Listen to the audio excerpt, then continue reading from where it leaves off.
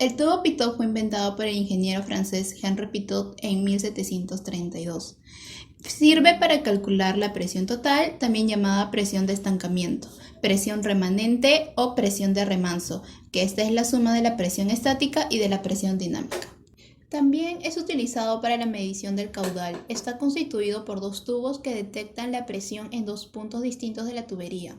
Un tubo de Pitot mide dos presiones simultáneamente, la presión de impacto y presión estática. La unidad para medir la presión de impacto es un tubo con el extremo doblado en ángulo recto hacia la dirección del flujo. El extremo del tubo que mide presión estática es cerrado, pero tiene una pequeña ranura de un lado. Los tubos se pueden montar separados o en una sola unidad. Además, una pequeña columna de agua se eleva dentro del tubo de Pitot por encima de la superficie de agua. La diferencia de alturas que se forman entre las dos columnas es equivalente a la carga por velocidad. Las ventajas del uso de tubo Pitot son: 1. Que son adecuados para conductos de sección rectangular y son fáciles de instalar en un simple proceso de ponerlo en un pequeño agujero adherido a la tubería. Las desventajas son: la exactitud no es tan buena como de las placas orificio. Las ventajas del uso de tubo Pitot son: 1. Que son adecuados para conductos de sección rectangular y son fáciles de instalar en un simple proceso de ponerlo en un pequeño agujero adherido a la tubería. Las desventajas son: la exactitud no es tan buena como de las placas orificio. 2. Un alineamiento correcto es fundamental. 3. No se puede utilizar con flujos que contengan material particulado. Y por último, pueden producirse efectos de envejecimiento, es decir, acumulación de depósitos o la erosión de las aristas vivas.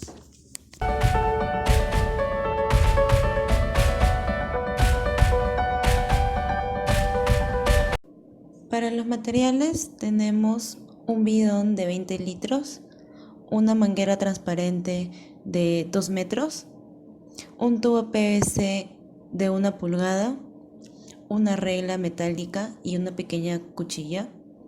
Tenemos wincha y plumón para medir las alturas, moldimits, una manguera.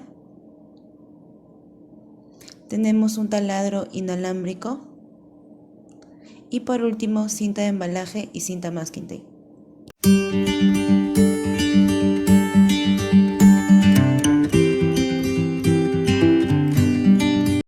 Primero utilizamos el taladro inalámbrico para hacerle un orificio al bidón de 20 litros, para que éste pueda ser unido al tubo PVC. Para obtener el orificio con exactitud, se procede antes de ello a marcar con un indeleble el bidón de 20 litros para que luego se realice el orificio.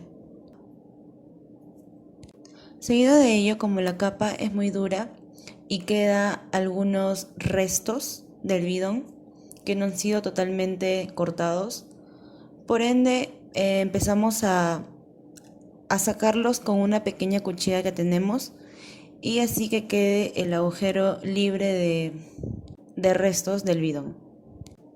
Luego de ello realizamos agujeros, 2 agujeros en el tubo PVC para que puedan colocarse las mangueras transparentes. Después de realizar los agujeros al tubo PVC, procedemos a utilizar el moldimix. Para ello es necesario moldear, amasar el moldimix para que tenga un color uniforme y proceder a colocarlo alrededor del tubo PVC y alrededor de las mangueras transparentes para que las mangueras puedan estar totalmente selladas y que no haya desborde del agua.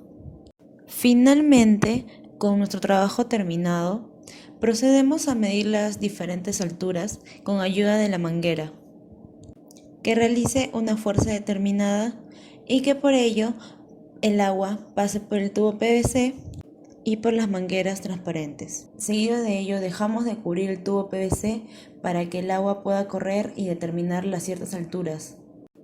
Con estos datos obtendremos el caudal y ahora procedemos a realizar los cálculos.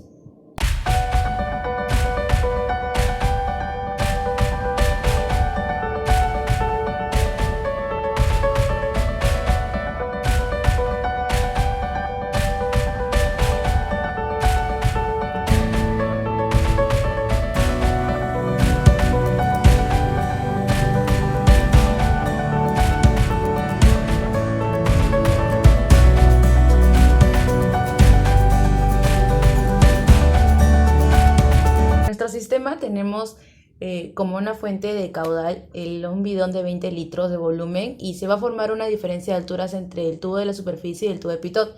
Hicimos 3 diferentes lecturas. En la primera lectura, la altura que estuvo en el tubo de superficie fue de 9,5 centímetros, en la altura del tubo de pitot 19 centímetros. En la segunda lectura, una altura de 8 centímetros y 15,5 centímetros respectivamente, y en la tercera lectura 5,5 y 12,5. Mediante la ecuación de Bernoulli igual en los puntos A y B, se van a eliminar las alturas porque van a estar en una misma y se va a eliminar la velocidad en B, ya que va a ser estacionaria.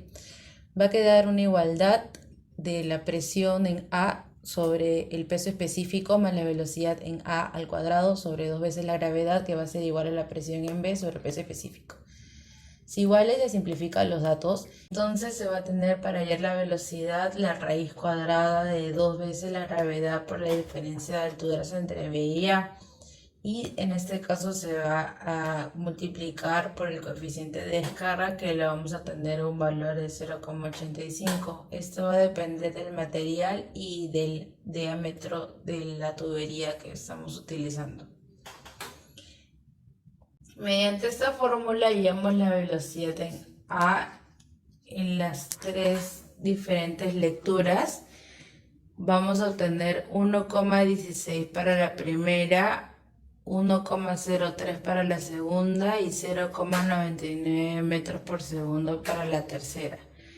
El promedio de las velocidades va a ser de 1,06 metros por segundo.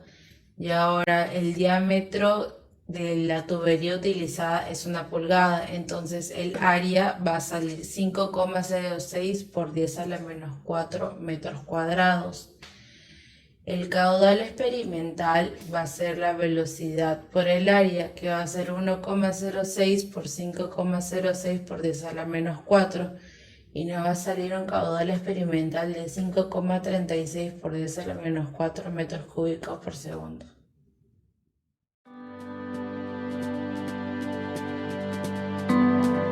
Luego procedimos a hallar el caudal real utilizando un envase con un volumen determinado y midiendo el tiempo en el cual el envase llenaba ese volumen determinado.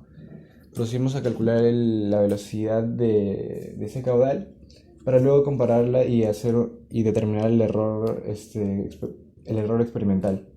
El error experimental lo hallamos utilizando la diferencia del caudal teórico con el caudal experimental, dividiendo entre el caudal teórico multiplicado por el 100%. Este error experimental nos salió 14,92 y es debido a diferentes factores que no tomamos en cuenta al momento de realizar el experimento, como uno, por ejemplo, el flujo que se utiliza no es permanente debido a que la altura del fluido dentro del tanque se irá reduciendo gradualmente.